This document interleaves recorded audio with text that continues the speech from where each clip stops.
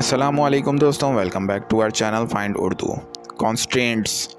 Constraints का मतलब है वो लिमिटेशंस या रिस्ट्रिक्शंस जो किसी चीज़ या इंसान पर लगाई जाती हैं।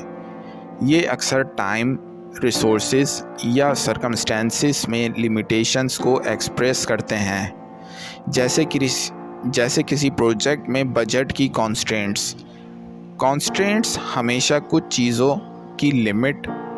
कॉन्स्ट्रेंट्स हमेशा कुछ चीज़ें लिमिट करते हैं जो काम को मुश्किल बनाती हैं।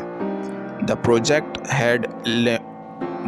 Had time and resources constraints that made it challenging.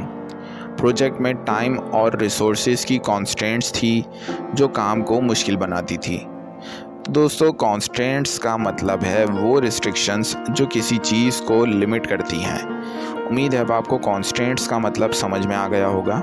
मिलते हैं नेक्स्ट वीडियो में। शुक्रिया।